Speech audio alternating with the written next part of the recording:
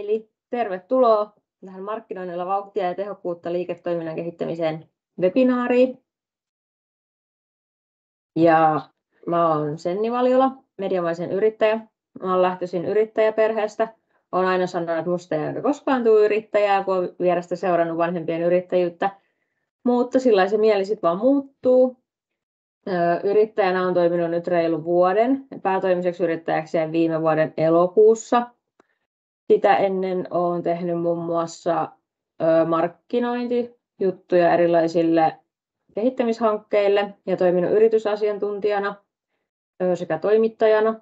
Sitten olen tehnyt monenlaisia valokuvausjuttuja ja sitten olen ollut puhelinmyyjänä ja työskennellyt kaupoissa myyjänä. Että on aika laajalti kokemusta tullut erilaisista myynnin ja markkinoinnin jutuista. Ja viime vuonna olin Okra maatalousnäyttelyn tiedottajana, mikä oli myös aika iso ja hieno kokemus. Kerron tähän alkuun nyt hiukan yrityksen palveluista, mitä meillä on yrityksille ja yhdistyksille. Eli teen tuote- ja yrityskuvausta, tapahtumakuvausta ja erilaista videotuotantoa. Esimerkiksi on mainosesittely- ja infovideoita. Sitten graafista suunnittelua ja sisällöntuotantoa, esimerkiksi asiakirjapohjia, PowerPoint-esityksiä, mainos- ja markkinointimateriaalia, niin kuin logoja, esitteitä, julisteita, käyntikortteja ja kaikkea sellaista. Ja sitten somemateriaaleja ja artikkeleja. Sitten toimin toimittajana ja tekstintuottajana. Teen tekstisisältöä esimerkiksi just asiakirjoihin, PowerPointteihin tai sitten nettisivuille. Ja sitten minulla on freelancer-sopimuksia eri lehdille. Sitten sparrauksia sekä koulutuksia, markkinointia, somesuunnitelmia, tuoteesittelyjä, maistetuksia ja sitten erilaisia markkinointitoimenpiteitä ihan sen mukaan, mitä yritykset sitten toivookin. Sitten kerron vähän, mitä on tulossa. Eli Tee se itse videotyöpaja on tulossa huhtikuussa. Se järjestetään täällä mun studiolla Huittisissa.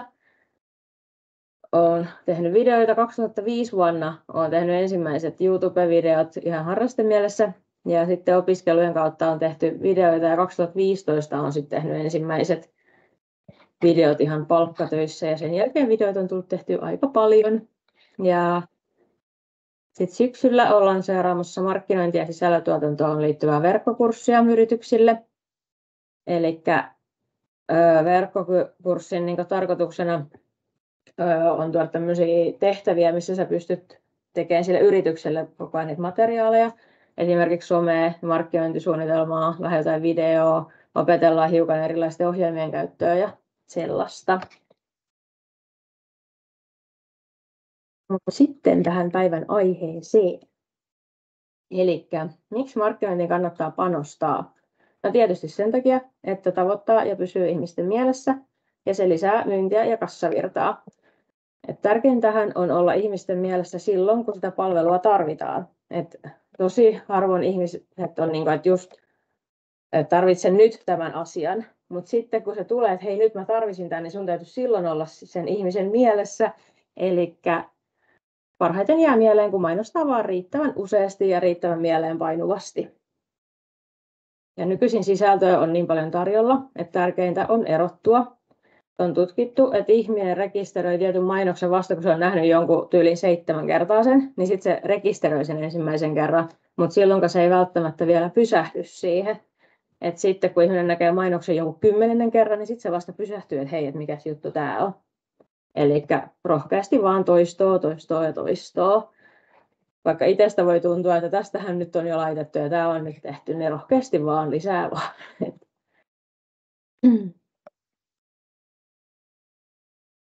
Sitten hiukan tavoitteista, eli mitkä on sitten tavoitteet, että onko se lisätä myyntiä, tietoisuutta, yhteydenottoja, tavoitellaanko uusia asiakkaita, joille täytyy luoda luottamusta, vai vanhoja asiakkaita, joille luottamus ja tietoisuus on jo syntynyt. Että kaikkia ei pysty tavoittamaan ja keskitytään oman kohderyhmän tavoittamiseen. Että yleisesti, jos mietitään markkinointia, niin on hyvä olla mahdollisimman laajasti näkyvissä. Mutta jos nyt mietitään sitten taas, että on joku vähän semmoinen spesifimpi ala, vaikka metallisorveja myyvä yritys, ja sitten ne laittaisi mainoksen Satakunnan Kansaan versus, että ne laittaisi mainoksen esimerkiksi johonkin kone- tai ammattilehteen, niin todennäköisesti lopputulos on se, että Satakunnan kanssa tavoittaa isomman määrän lukijoita kuin ammattilehti, mutta potentiaaliset ostajat sitten taas on todennäköisemmin siellä ammattilehdessä. Someasiakkaillekin usein sanon, että jos tulee palautetta, että ei ole tullut tarpeeksi tykkäyksiä, että jos tavoite on tykkäysten kerääminen eikä esimerkiksi ohjaaminen nettisivuille niin kuin on puhuttu, niin sitten vaihdetaan strategiaa ja kohderyhmäasetuksia. Et lähtökohta kuitenkin on se, että mitä enemmän sitoutumisia ja nimenomaan niitä klikkauksia saadaan sivuille, jos se on ollut niin tavoitteena, niin se on paljon hyödyllisempää, että tavoitetaan 10 ihmistä, jos niistä puolet ostaa, kuin jos me tavoitetaan 100 ihmistä ja niistä kukaan ei osta. Et siksi se kohderyhmän ja tavoitteiden miettiminen on tärkeää. Sitten välillä kuulee, että toiset on silleen, että joo, että no, tämä meidän tuote on niin kaikille. Markkinointia ajatellen se on kaikista huonoin vastaus. Ja siihen tulee paljon tuhlattuja euroja. Et yleensä jos yritetään tehdä toimiva mainos kaikille, niin sitten se ei toimi oikein kenellekään. Et täytyy miettiä kohderyhmälle sopivaa sisältöä. Et ennemmin olla paras vaihtoehto jollekin kuin se, että on ihan ok kaikille.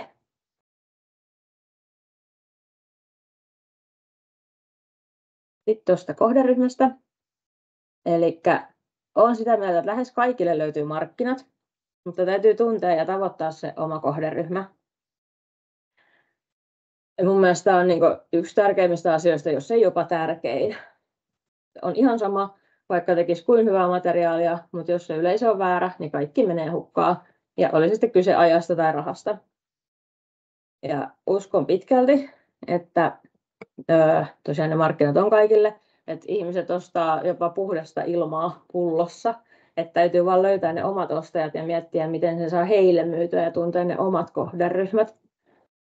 Että miettii just, että kenelle myy. Ja just esimerkiksi käytiin yhden asiakkaan kanssa keskustelua. He myy aurinkopaneeleita ja pääkohderyhmänä on tavalliset omakotitaloasujat ja maatilat. Nyt todettiin, että piikennöistä kertominen ei ole ehkä se oikea lähestymistapa tälle kohderyhmälle, vaikka ne saakin sen myyjän itse innostuun tästä asiasta. Että vedotaan ennemmin vihreisiin arvoihin tai säästöihin ja mietitään, että koska se tuote maksaa sitten takaisin. Sitten yksi päivä sain sähköpostia, missä tarjottiin somepalveluita. Ja mä kuulin, että yhdelle kollegalle oli myös käynyt samoin. Tämä mun kollega oli jopa loukkaantunut tästä.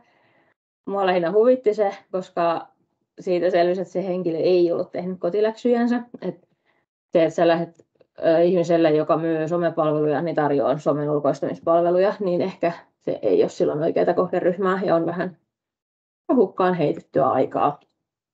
Ne kotiläksyt kannattaa tehdä. Sitten taas, miten määritellään kohderyhmä, niin se riippuu tosi paljon tuotteesta tai palvelusta ja tavoitteista. Et kohderyhmää voi rajata esimerkiksi asuinalueen, iän, sukupuolen tai kiinnostuksen kohteiden mukaan, et esimerkiksi harrastukset tai toimialat. Sitten myös tuotteen palvelun hinnoittelu vaikuttaa siihen kohderyhmään. Yhdessä tilaisuudessa kouluttaja sanoi, että jos onnistuu olemaan edullisin niin, että se on kannattavaa, niin hieno juttu. Toiseksi tai kolmanneksi edullisin on todella huonoja paikkoja, eikä siihen kannata jäädä. Sitten tuli Facebookissa vastaan semmoinen, kun yksi markkinointiosaaja kertoi, että jokaiselle hintaluokalla on oma kohderyhmä. Ja mä rupesin miettimään sitä asiaa, että se pitää kyllä oikeasti varmaan paikkansa. Aina on joku semmoinen hinta, mikä on toiselle liian kallis tai toiselle liian halpa. Mä en oikein tiedä, mihin tämä perustui, mutta hän oli sitä mieltä, että 20-25% ihmisistä, jos valittaa hinnasta, niin silloin on onnistuttu hinnoitteluun oikein. Et yleensä vielä ne, jotka ostaa, niin on hiljaa. Mä katsoin yhden nettivalmentajan kommenteissa, siellä oli kauhean pilkkaavia viestejä, että kun hän on ylihinnoitellut hänen palvelunsa. Ja sitten siinä oli joku kommentoinut, että tämä valmentaja tekee 30 000 euroa myyntiä kuukaudessa, että kyllä joku häneltä sitä ostaa. Mutta eli ne, jotka sitä ostaa, niin he ei ole käynyt siellä kommentoimassa, vaan siellä on käynyt kommentoimassa ne, ketkä on pitänyt sitä palvelua liian kalliina. Että niistä ei kannata välittää ja kannattaa uskoa siihen omaan juttuun ja miettiä ne niin sen oman kohderyhmän ja tavoitteiden mukaan.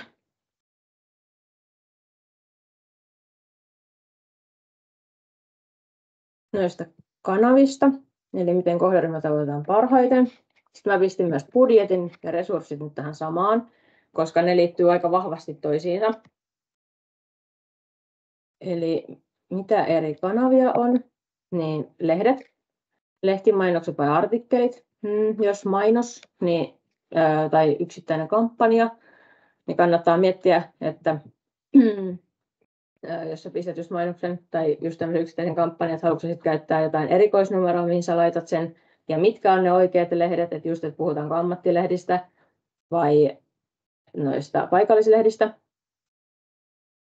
Ja lehtimainokset on yleensä arvokkaampia, mutta sitten taas jos saat vaikka artikkelin, niin artikkeli on taas maksuton. Artikkeleista tulee usein luotettavampi kuva, koska lehti on halunnut mennä tekemään sen jutun, kun sitten se, että jos sä teet mainoksen, niin silloin sä oot itse maksanut siitä, että sä oot saanut sen mainoksen sinne.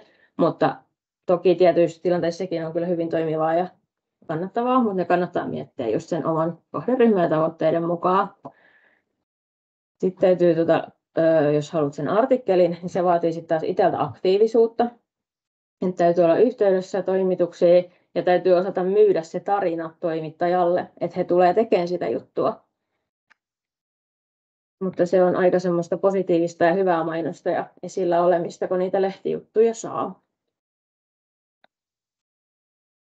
Radio ja televisio. Ne on ehdottomasti tehokkaimpia kuluttajamarkkinoinnin keinoja, mutta etenkin suosituilla kanavilla ja mainoskatkoilla, niin se vaatii lähtökohtaisesti aika paksua lompakkoa. Sitten se ei riitä, että sä saat sen mainoksen sinne, vaan se mainos täytyy myös tehdä. Sitten se vaatii yleensä ammattilaista suunnittelua, kuvausta ja äänitiimiä. Radio nyt pystyy tekemään vähän pienemmällä budjetilla. Ja varsinkin jossain paikallisradioissa voi hyvin olla jotain järkevähintaisia kamppiksia. Ja äänentuotanto on, kuvatuotanto on sitten taas myös edullisempaa.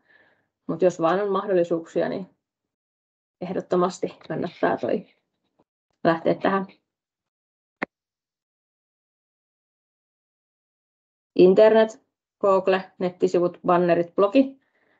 Et lähtökohtaisesti yritysten tulisi löytyä Googlesta ja jonkinlaiset nettisivut pitäisi olla olemassa. Mä tiedän kyllä muutamia yrityksiä, kenellä ei ole, mutta silloin mä luulen, että puskaradio on toiminut tavallista tehokkaammin ja se taival on varmaan ollut myös aika pitkä. Et nämä yritykset, ketä mä tiedän, kenellä ei ole nettisivuja, niin he on toiminut vuosikymmeniä.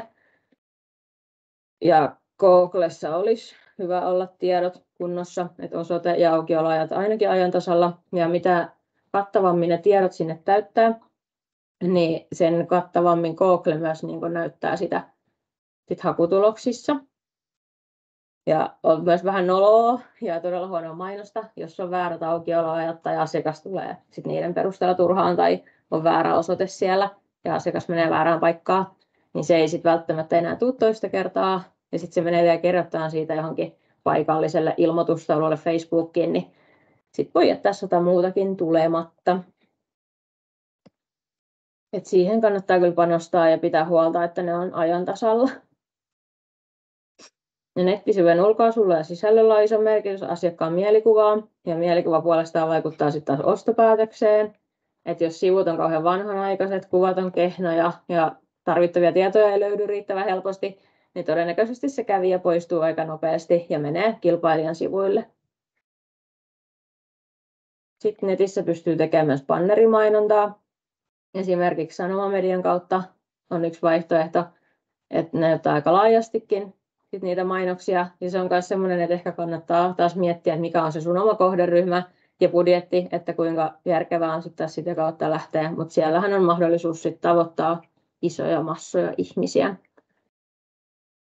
Sitten noista Google-hauista, niin ihmiset usein katsoo maksimissaan pari ensimmäistä sivua, yleensä varmaan vain sen ensimmäisen niistä Google-hauista, joten olisi aika tärkeää sijoittua sinne kärkeen. Ja algoritmit, mitkä nostaa ylemmäksi hakutuloksissa, niin ne tykkää ensinnäkin siitä, että sivuilla on paljon materiaalia. Sitten ne tykkää siitä, että sivuja päivitetään usein, että esimerkiksi joku blogin pitäminen tai ajankohtaisten asioiden lisääminen tai sitten somekanavien linkittäminen, niin on semmoisia hyviä keinoja saada sinne jatkuvaa semmoista päivittymistä sinne sivuille. Ja sitten kolmantena, että sivuille yritetään upottaa paljon semmoisia haettuja sanoja, niin avainsanoja. Mietitään, että ne toistuu siellä sivuilla. Ja sitten kuvien nimillä on merkitystä, että ei kannata esimerkiksi välttämättä pistää sinne kuvaa, mikä on nimetty JPG-kone tai jotain tällaista, vaan nimetä se kuva sillä sanalla, mitä siinä kuvassa on, niin sitten se taas lisää sitä näkyvyyttä.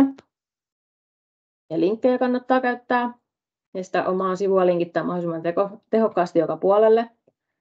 Sitten Google Adsin kautta pystyy tekemään maksullista ja kohdennetumpaa mainontaa. Et sitten kun pistätte Google-hakuun jonkun hakusanan, niin se tulee niitä sponsoroitu. Aina ne nousee sinne ensimmäiseksi. Niin ne on just tehty nimenomaan tämän Google Adsin ja maksullisen markkinoinnin kautta. Että sillä pääsee sinne ylös. Mutta onhan se taas aina parempi, jos sä pääset sinne ylös ilman sitä sponsorirahaa, niin sitten se luo taas sitä semmoista luottamusta eri tavalla.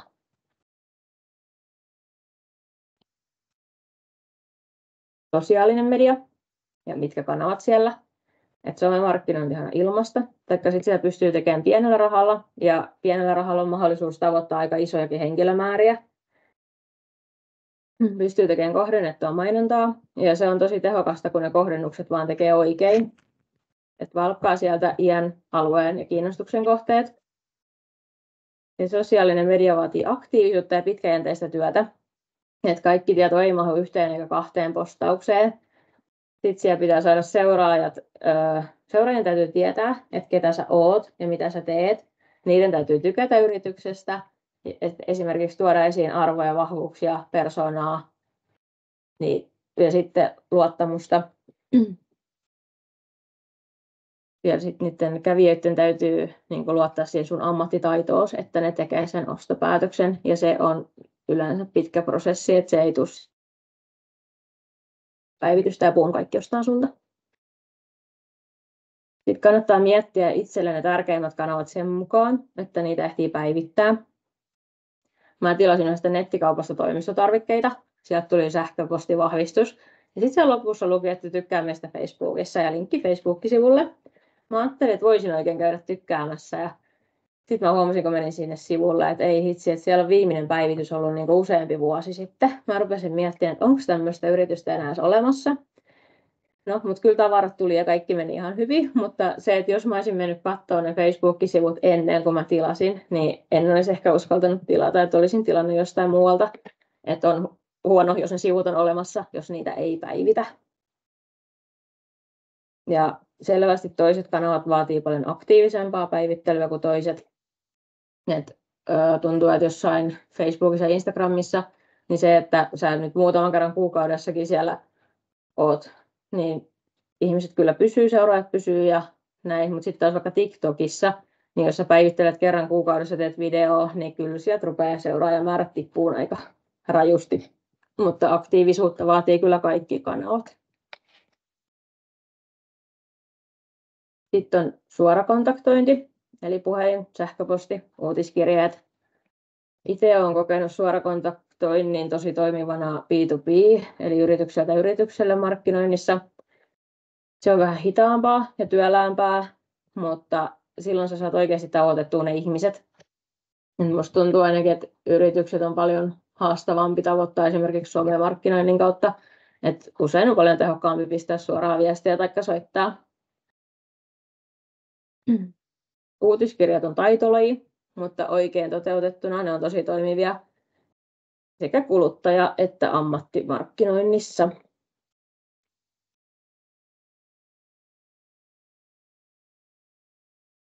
Sitten on messut ja tapahtumat. Ne on monille hyvä paikka olla esillä, kun miettii tarkkaan vaan, että mitkä on ne oman kohderyhmän messut, mitkä vetää sitä omaa kohderyhmää.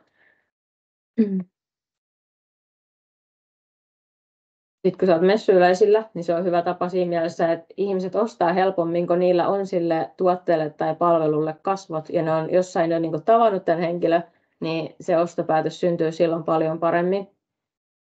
Ja sitten jos voi miettiä, että jos esimerkiksi budjetti tulee vastaan, että jos jonkun kanssa miettisi jotain yhteisosastoa tai sellaista, niin sitten saisi vähän kuluja jaettua. Ja nyt minua kiinnostaisi kuulla, että mitä kanavia te olette käyttänyt markkinoinnissa. Tuosta pystyy valittamaan useamman vaihtoehdon.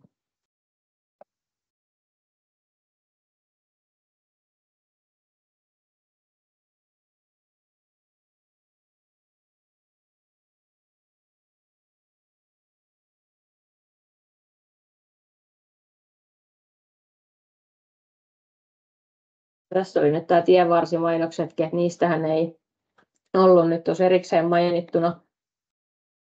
Mutta kyllä niin kuin, jos tuo ajelee ja näet vaikka jonkun, että APC 5 kilsaa, niin kyllähän se on semmoinen, että tonne mennään, kun sitten taas se, että jos siinä on monta niitä huoltoasemaa vaikka samalla alueella, niin kyllä sä melkein sä teet sen päätöksen jo siinä kohtaa, kun sä näet sen mainoksen 5 kilometriä ennen sitä APCtä, että sä menet sinne.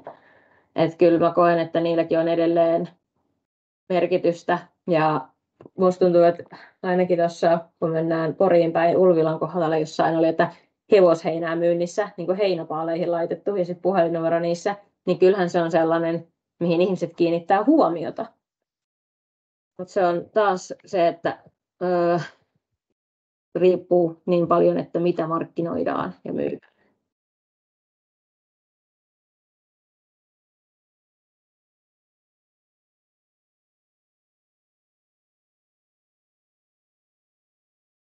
Välillä vähän näitä vastauksia, niin aika hyvin on nuo kaikki. Suurin osa ainakin ollut käytössä ja sillä tavalla tuttuja. Sitten tuosta budjetista ja resursseista sen verran, että täytyy tosiaan miettiä, että kuinka paljon niitä euroja on käytettävissä ja sitten myös sitä työvoimaa, että kuinka paljon on mahdollisuus markkinoida ja kuinka paljon sulla on aikaa käyttää siihen markkinointiin. Niin kuin just sanoin tuosta esimerkiksi TikTokista, että kun sinne täytyy saada useamman kerran viikossa jotain videoa ja videon tekeminen on yleensä vielä vähän työläämpää kuin sitten taas se, että sä heität Facebookiin kerran pari viikossa jonkun, niin se käy huomattavasti nopeammin. Toki työlästä sekin on sitten, mutta miettiä ne omat resurssit ja ei kannata yrittää olla joka paikassa, jos sä et pysty niitä kaikkia kanavia hoitamaan.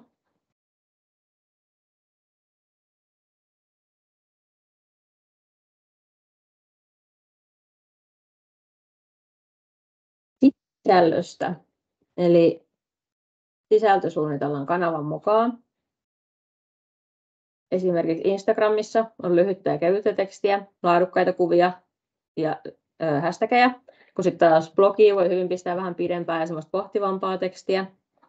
Ja siinä voi syventyä asiaan vähän eri näkökulmista ja käyttää sitten enemmän kuvia ja vaikka videokin. Ja sitten YouTubessa siellä voi käyttää vähän pitempää videoa. TikTokissa on hyvin semmoista nopeatempoista. Radiossa toimii ääni ja tiivis sanoma. Ja televisiossa tietysti kuva ja se, että ne täytyy saada radiossa ja televisiossa molemmissa niin aika semmoiseen niin helposti nopeasti sanottua ja tiivistettyä se asia. Oli kanava mikä hyvänsä, niin säännöllinen sisällöntuotanto on tärkeää ja edellytys kasvussa. Et yksi mainoslehdessä silloin tällöin, niin se ei välttämättä saa ihmisiä vetäviä ostohousuja jalkaan. Et sosiaalisessa mediassa puolestaan on tosi vaikea ja työlästä lähtee uudelleen nostamaan tiliä, jos se on päässyt lopahtamaan. Säännöllisyys auttaa myös algometrejä. Algoritmit näyttää sisältöä oikealle kohderyhmälle kattavammin. Sosiaalisessa mediassa algoritmit tykkää tietysti siitä, että päivityksiä tulee mahdollisimman paljon, tykkäyksiä, klikkauksia ja jakoja, mutta myös siitä, että päivitykset on hiottu kerralla kuntoon. Jos julkaisun jälkeen tekee muokkauksia, niin yleensä algoritmit kokee silloin, että päivityksessä on jotain vialla, ja sitten ne ei välttämättä näytä sitä enää niin laajasti yleisölle. Ja tällä hetkellä tuntuu, että Facebookissa ja Instagramissa Kela-videot saa aika hyvin näkyvyyttä ja nousee paljon niin periaatteessa pienemmällä vaivalla kuin mitä tavalliset postaukset niin isommalle kohderyhmälle. Ja niihin kannattaa myös laittaa avainsanat ja hashtagit kuntoon, niin sitten löytyy paremmin ne oman kohderyhmän ihmiset. Mutta ehdottomasti Keloja sit mukaan somesuunnitelmaan. Sitten täytyy huolehtia, että kaikki sisältö on yhtenäistä ja materiaali laadukasta. Miettiä, että mitkä on ne omat värimaailmat, fontit, tyylit. Et esimerkiksi Canva on kätevä työkalu. Siellä pystyy luomaan näitä pohjia. Ja sitten pysyy kanavat yhtenäisenä, kun tekee niille Canvan pohjille materiaalit. Ei tuputtamista, että osta, vaan kannattaa tarinallistaa. Että kaikki tositarinat ja ihmiset kiinnostaa ihmisiä. Heittäydy ja ole sopivasti esillä. Esimerkiksi asiakaskeissit, millä saadaan samaistumisen tunne tai herätettyä muuten tunteita, tai sitten tuotteiden ominaisuuksien nostaminen ja luodaan asiakkaille tunne, että sille tuotteelle on joku tarve. Jos miettii isojen yrityksen mainoksia, kun pyörii televisiossa tai radiossa, niin mun mielestä ainakin Snellmanilla on hyvä mainos, kun siinä kuvataan tämmöisen maatilan elämää 4 eri sukupolvessa. Siinä annetaan sijoille ruokaa, välillä sataa ja myrskyä ja sitten taas paistaa aurinko ja syödään perheen kanssa ja sitten taas mennään jatkaan töitä. Et se mainos herättää tosi monenlaisia tunteita ja on tarinallinen. Ja somessa toimii hyvin erilaiset henkilöesittelyt, varsinkin just isommilla yrityksillä, musta tuntuu, siis toimii pienilläkin, mutta mä toivon, että pienet on muutenkin eri tavalla esillä niin kuin omina persooninaan. Mutta isommilla yrityksillä, kun tehdään jotain henkilöesittelyjä, niin sitten ihmiset herää siihen, että tuollakin on oikeasti niin ihan oikeat ihmiset töissä ja tämän kaiken takana. Että ei ole vaan sitä ketjuhommaa. Tai sen ketjunkin takana on joku, joka sen työn tekee. Sitouttaminen lisää kattavuutta. Houkuttele kommentoimaan tai painaa tykkään nappia. Esimerkiksi esittämällä kysymyksiä, kumman tuotteen valitsisit, oletko koskaan kokeillut tai jotain sellaista vastaavaa. Ja yhteistyö. Sosiaalisessa mediassa esimerkiksi täkää toinen tili, jos on mahdollista ja jos se vaan sopii siihen asiaan. Ja tykkää, kommentoi muiden päivityksiä, silloin näkyvyys lisääntyy. Ja kiitollisuuden velka on paras velka. Että sitten kun sä jaat muiden päivityksiä, niin sitten voi toivoa, että sitten ne toiset myös jakaisi sun päivityksiä. Ja yhteistyötä voi hyödyntää myös esimerkiksi mainosten tekemisessä, että mihin vaan kanavaan tai messuille, lehteen.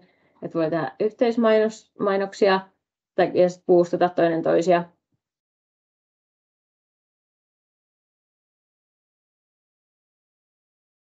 Se on henkisesti, erityisesti yksinyrittäjille hyvä juttu, että tekee yhteistyötä muiden yritysten kanssa. Sitten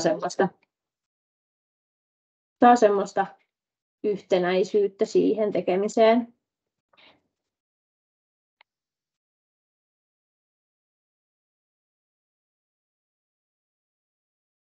Sitten tuotetaan laadukasta materiaalia.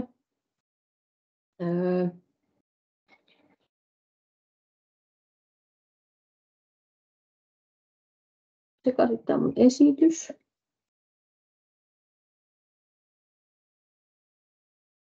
Niin, nyt sieltä tuli.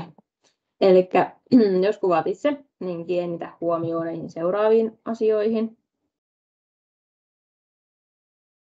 Taustaan. Katso, että tausta on mahdollisimman rauhallinen, eikä siellä ole mitään ylimääräistä sotkua. Kokeile erilaisia kuvakulmia. Kuvakulmilla on aika iso merkitys sen kuvan tunnelmaa, ja sitten taas kuvakulmat voi vaikuttaa merkittävästi niin kaikkiin koko suhdanteisiin, ja sitten ne voi aiheuttaa harhaanjohtavan kuvan, jos se kuvakulma on vääristävä. Eli kannattaa kokeilla ottaa muutamasta eri kulmasta, ja sitten sä voit vielä katsoa, että mikä oli se toimivin. Ja kuvaat tarpeeksi läheltä. Mutta älä zoomaa, jos sulla ei ole järjestelmäkameraa. Et puhelimella kun zoomaa, niin laatu kärsii huomattavasti. Et rohkeasti vaan puhelimen kameran kanssa lähelle kuvattavaa. Ja jotain perusjärkkäreitä saa kyllä käytettynä kohtuu edullisesti, mutta niillä kuvaaminen on kylmiltään, voi olla paljon haastavampaa, mitä kuvittelisi, mutta jos on yhtään kiinnostusta opetella sitä, niin ehdottomasti suosittelen kyllä sitä, mutta puhelimellakin pärjää. Ja hyödynnä kaikki mahdollinen valo. Nyt kun valo on riittävästi, niin saat tarkempia ja laadukkaampia kuvia. Luonnonvalo on yleensä paras, mutta aika hyvin nuo puhelinten kamerat kyllä paikkaa sisäkuvissakin, jos nyt ei ole ihan hirveä hämärää. Ja kuvauspäivät voi olla ihan hyvä investointi silloin tällöin ammattikuvaajan kanssa ottaa, että silloin saa laadukkaita kuvia ja niitä pystyy sitten käyttämään eri kanavissa.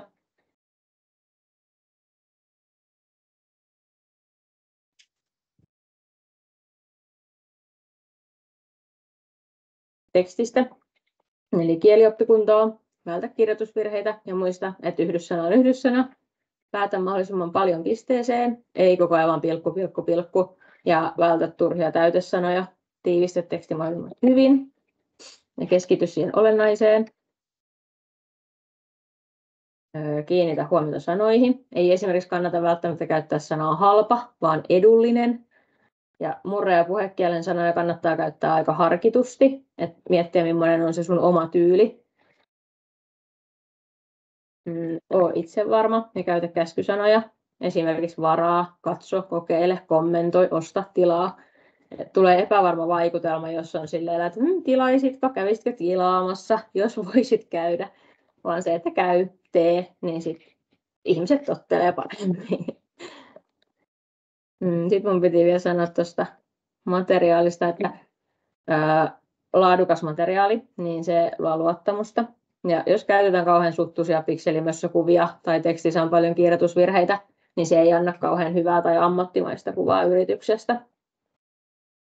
Ja mä tiedän, että osa mainostoimistoyrittäjistä on mukaan tästä eri mieltä, mutta mä pysyn tämän väitteen takana, että vältä kuvapankkikuvia.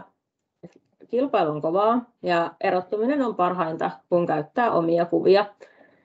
Mulla on jonkun verran asiakkaita, mitkä käyttää sekä että käyttää kuvapankkikuvia ja itse otettuja kuvia. Ja sitten mulla on sellaisia asiakkaita, kenelle osa tulee ketjuilta valmiita mainoskuvia. Sitten me on tehty vähän testejä, että me on otettu vähän niin kuin vastaavan tyylisiä mainoskuvia sen yrityksen tiloissa ja sitten on käytetty välillä niitä ketjulta tulevia mainoskuvia, niin ketjun mainoskuvissa on yleensä joku pari tykkäystä, ne tavoittaa muutama 100 ihmistä ja sitten kun otetaan sen yrittäjän kanssa ne mainoskuvat, niin niissä on yhtäkkiä monta 100 tykkäystä ja ne tavoittaa tuhansia ihmisiä. Että kyllä se vaan on, että kannattaa panostaa ja ottaa ne omat kuvat. Onhan se helppo ottaa jostain kuvapankista tai käyttää jos niitä valmiita matskuja, mutta siinä sitten taas ne tulokset jää aika pliisuksi ja sitten kannattaa miettiä taas sitä ajankäyttöä, että onko se sitten järkevää. Et ehkä kannattaa vähän enemmän käyttää aikaa ja rahaa niihin ammattimaisempiin omiin kuviin kuin sitten taas niihin valmiisiin kuviin.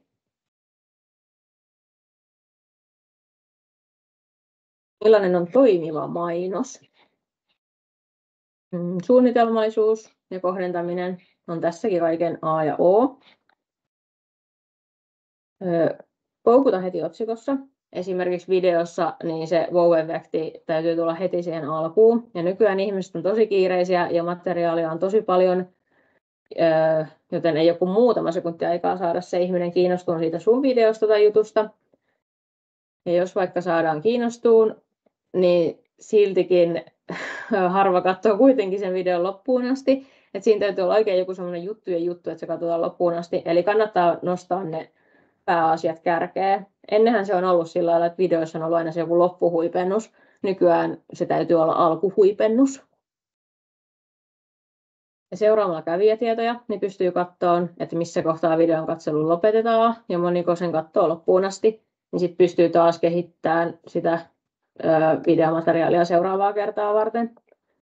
Ja sitten kannattaa tuoda esiin tunnetta ja ratkaisua kiinnostavasti tarinan kautta. Eli suunnittele ja kohdenna, kiinnostava otsikko, selkeä sisältö, ja tähän taas ei mitään ylimääräistä, vaan hyvin semmoinen tiivis sisältö, mistä tulee se asia esiin, maltillisesti tekstiä, hyvä kuva, niin sitten jää mieleen.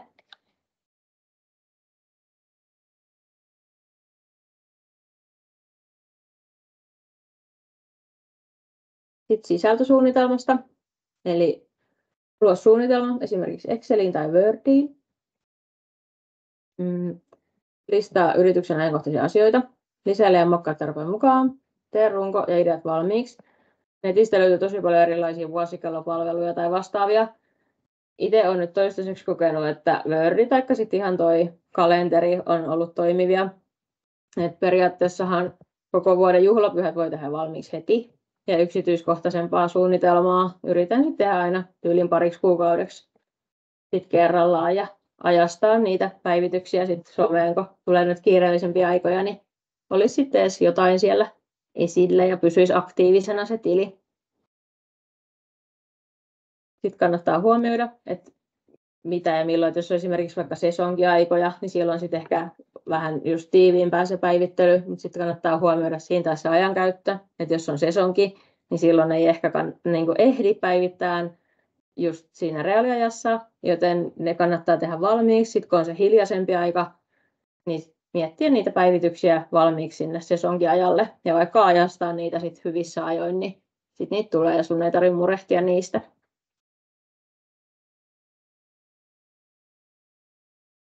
Jos tulee mieleen joku idea yhtäkkiä, yleensä illalla viimeisenä sängyssä tai jotain näin, niin sitten sulla ei ole sitä suunnitelmaa, niin sitten mä ainakin kirjoitan niitä usein puhelimeen niitä ylös, ja sitten saa nukuttua kivaan paremmin, kun sen on saanut sen asian pois mielestä, ja niihin voi palata, kun ottaa sen suunnitelman äärellä, että hei vitsi, että mullahan on puhelimessa näitä listattuna, että mitä olisi jotain päivitysideoita.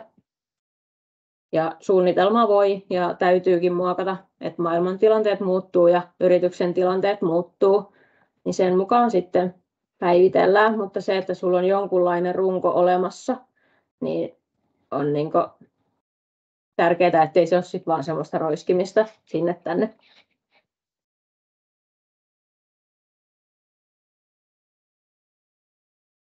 Vinkkejä tuohon sisältöön.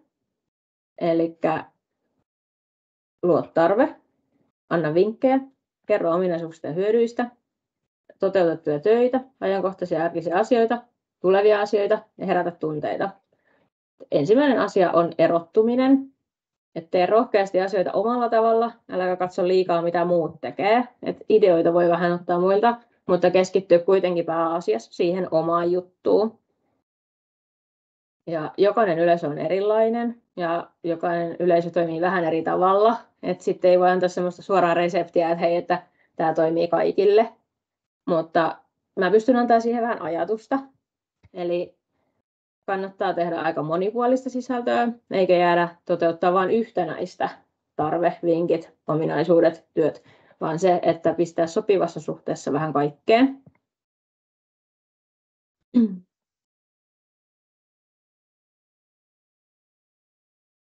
Antamalla vinkkejä. Esimerkiksi opetusvideot on suosiossa ja niitä katsotaan tosi paljon. Taikka sitten voisi miettiä, että jos myy vaikka jotain ruokatuotteita, niin jotain reseptejä tai ihohoitotuotteita, että miten niitä käytetään ja miten sä saat niistä parhaat hyödyt irti. Ja ominaisuuksista ja hyödyistä tietysti tuoda sitten tuottajapalveluun, että miksi tämä ihminen tarvitsee sen palvelun ja miksi juuri tämän tuotteen, jos siinä on jotain semmoisia erityispiirteitä, niin niitä ehdottomasti kannattaa tuoda esille. Toteutetut palvelut, eli lisää materiaalia tehdyistä töistä, lisää luottamusta ja toimii samalla myös portfoliona. Et esimerkiksi ennen ja jälkeen kuvat toimii hyvin. Nähdään joltain vaikka hierojilta, parturikampaajilta, rakennuspuolelta, nettisivujen tekijöiltä ennen ja jälkeen kuvia, niin ne on kyllä niin kuin pysäyttäviä ja sitten ne luo sitä semmoista luottamusta ja tulee semmoinen olo, että hei, että toi oikeasti tietää mitä se tekee ja on ammattilainen tässä omassa jutussansa. Sitten ajankohtaisia ja arkisia asioita. Esimerkiksi, että hei, meillä on uusi näyteikkuna tai tänään oli palaveripäivä. Ne luo semmoista samaistumisen tunnetta ja kertoo siitä, että ihan oikeat ihmiset on siellä sivuston takana. Ja ne on yleensä tosi tehokkaita sitouttamiseen ja ylläpitämiseen ja luo myös semmoista niin kuin säännöllisyyttä ja jatkumoa sinne kanavalle, ettei ole sit liikaa sitä semmoista asiaa ja sitten taas vähän sitä semmoista myy, vaan semmoista vähän kevyempää materiaalia. Sitten tulevasta, että ihminen jää seuraa ja parhaassa tapauksessa jopa palaa ihan varta vasten kattoon, kun olet kertonut, että on tulossa jotain myöhemmin, että joko sitä on jo tullut ja näin, niin sit sillä saa uusia seuraajia ja sitoutettua niitä olemassa olevia. Ja tunteiden herättäminen, mutta se ei saa olla loukkaavaa. Et täytyy seurata, mitä maailmassa tapahtuu, ettei ajatus sodi esimerkiksi vastaan jotain isoa katastrofia. Et ei ole pitkä aika, kun oli just joku kohu, kun joku yrittäjä oli vähän ratsastanut, oliko just Ukrainan sodan vai minkä varjolla sit näissä tuotteissansa, niin se ei saa kauhean positiivista palautetta siitä, että kannattaa pysyä niistä erossa. Ja jos sä oot suunnitellutkin just, että sä oot just ajatellut, vaikka kun just tämä sota alkoi, että sä teet jonkun siihen liittyvän päivityksen, ja sitten se sota alkaa, niin sitten sä muutat sitä sun suunnitelmaa, etkä julkaisekaan sitä päivitystä, koska se on sitten siinä kohtaa niin herkkä aihe. Ja sitten kun tuntuu, että ei keksi mitään konkreettista näihin edellä mainittuihin, niin muista se, että vaikka joku asia tuntuu arkiselta tai itsestään selvältä, ja sulle niin se ei ole välttämättä mikään semmoinen juttu, niin sun kohderyhmälle se ei välttämättä ole itsestään selvää eikä niin arkista. Että ihan rohkeasti vaan jakaa ja olla niin oma itsensä. Ja jos jostain on aiemmin tehnyt postauksen, niin voi tehdä toisen, vaihtaa vähän vaan näkökulmaa, kuvaa ja näin, niin sitä voi hyödyntää sitä samaa aihetta uudestaan. Ja sitten kun tuntuu, että nämäkin on käytetty, niin voi hyödyntää vaikka Googlea tai tekoälyä. Niistä on seuraavassa diassa. Eli tässä on nyt vinkki, näkyykö toi, onko toi kauhean pienellä tai onko varmaan kauhean pienellä. Mutta Googlesta löytää paljon sellaisia juttuja, mitä ihmiset hakee, ja niistä voi keksiä päivitysideoita. Et mä otin tähän nyt esimerkiksi, että mä kirjoitin hakusanaan siivous, ja sitten sieltä tulee, että ihmiset kysyivät myös. Ja sitten tuossa sanotaan, että mitä tekee siivooja, mistä siivous kannattaa aloittaa, mitä pitää siivota päivittäin, niin noistahan saisi jo niin useamman päivitysidean, jos sulla on siivousalan yritys, että mistä sä voisit sitten päivittää. Nämä on sellaisia asioita, mitä ihmiset on paljon kysynyt ja hakenut, niin silloin ne myös yleensä kiinnostaa. Ja sitten sä scrollaat Googlessa vähän alemmaksi, niin sitten sieltä tulee, että ihmiset kysyivät myös. Ja sulla on taas lisää päivitysideoita. Sitten sieltä löytyy vielä alempaa aiheeseen liittyvät haut. No, sieltä sä klikkaat seuraavan, mikä on ollut yleinen hakusana. Ja sieltä aukeaa taas nuo ihmiset kysyvät myös kohdat. Joten sulla on päivitysideoita ihan rajattomasti, kun käytät vaan niitä semmoisia sanoja, mitkä liittyy siihen sun omaan kohderyhmään ja yleisöön.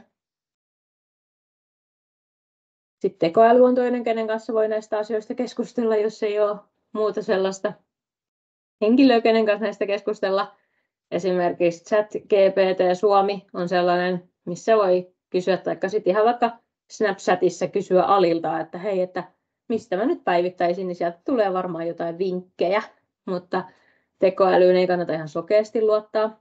Tekoäly on aika hyvä renki ja apuri, mutta huono johtaja, että tietynlainen suodatin kannattaa pitää koko ajan. Tekoäly mahdollistaa tosi paljon, että voi tehdä esimerkiksi kuvamanipulaatioita ja tarjoaa apua videoprojekteihin, kääntää tekstejä, mutta noihin käännöksiinkin kannattaa suhtautua vähän varauksella, että ehkä en lähtisi nettisivujen käännöksiä tekemään tekoälyllä, mutta sitä pystyy hyödyntämään.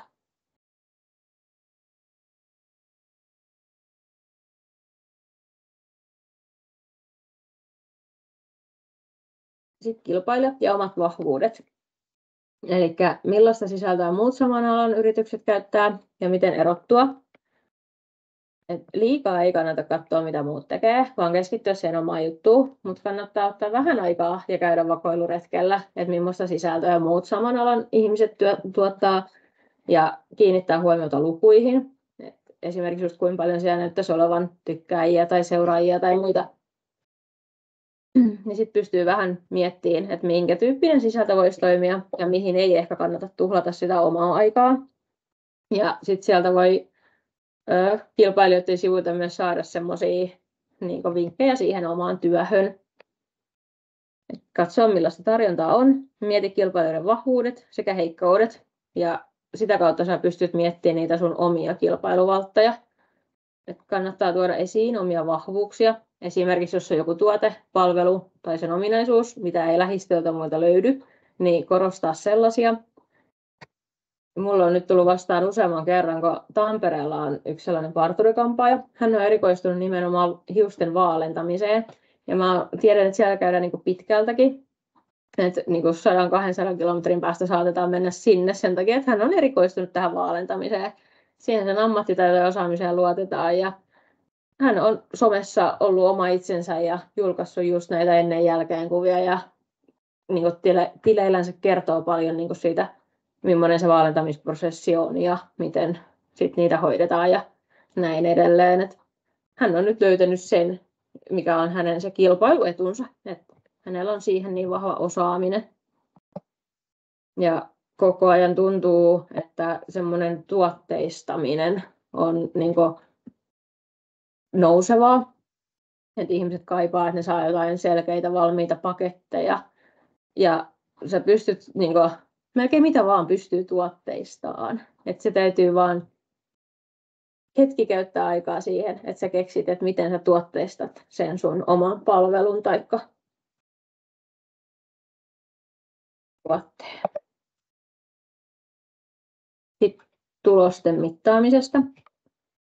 Opin menneestä ja katso tulevaan, että mikä toimii, mikä ei ja mistä sen sitten tietää. Jos huomaa, että jonain tiettynä päivänä on vaikka keskimääräistä enemmän liikennettä ja kävijöitä ollut nettisivuilla tai somekanavissa, niin kannattaa miettiä, että mistä se voisi johtua. Että onko siinä päivänä ollut jotain tiettyä, että onko se ollut esillä jossain, tai onko se tehnyt jonkun tietynlaisen päivityksen, minkä tyyppisen päivityksen sä oot silloin tehnyt.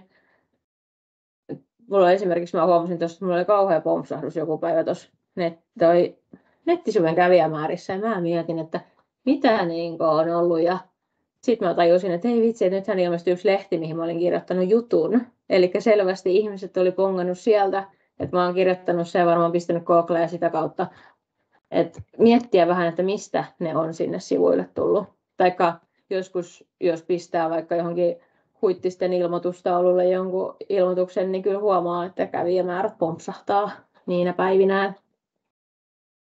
Ja tarkastelen usein ihan kuukausia vuositasolla sivujen kävijämääriä, joskus viikko- ja päivätasolla. Mutta se, että niitä tarkastelee säännöllisesti, niin sit se auttaa siihen kehittymiseen ja kasvuun. Ja miettiä, että mistä kautta ne klikkaukset on tullut ja mitä kautta on sitouduttu. Huolehtia, että nettisivuilla on päällä nämä kaikki asetukset, että sä näet, mistä ne ihmiset sinne nettisivuilla on tullut, kuinka kauan ne on viettänyt siellä aikaa, mitä ne on siellä klikkailu, niin sieltä saa aika arvokasta tietoa. Ja sosiaalisessa mediassa kannattaa kiinnittää ihan yksittäisten päivitysten kävijämääriä huomiota ja sitten vähän analysoida niitä, seurata tykkäyksiä, kommentteja, reaktioita ja ottaa mallia niistä postauksista, mitkä on toiminut. Ja sitten kun miettii seuraavia postauksia ja strategiaa, niin sitten palata niihin tuloksiin ja katsoa, että hei, että ton tyylinen toimi viimeksi, että mitäs nyt voitaisiin tehdä vähän samaa tyylistä. Ja sitten voisin kysyä teiltä, että oletteko te seurannut tuloksia? Täältä tulee tämä kysely, noin. Et joskus säännöllisesti, en ole enkä aio, vai en ole, mutta ehkä jatkossa aion seurata.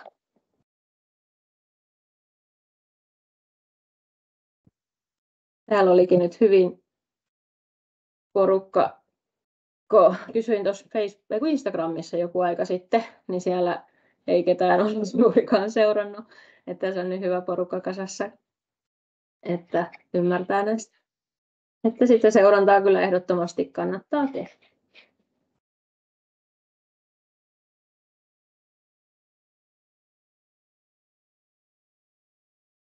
Sitten muistuttelen uudestaan, tosiaan minulla on tulossa toi Tee se itse videotyöpaja ja markkinointi- ja sisällöntuotantoon liittyvä verkkokurssi yrityksille sit syksyllä.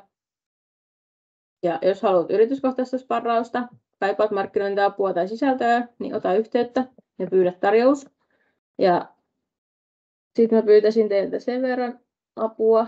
Te olette nyt kyllä aika paljon kaikki tähän markkinointiin perehtynyt, mutta tätä verkkokurssia ajatellen, että millainen sisältö näistä teitä kiinnostaa tai mikä näistä sisällöistä teitä eniten kiinnostaa. Ja tuolta pystyy valkkaamaan useammankin vaihtoehdon. Ja muuhun voi ottaa yhteyttä Facebookissa ja Instagramissa.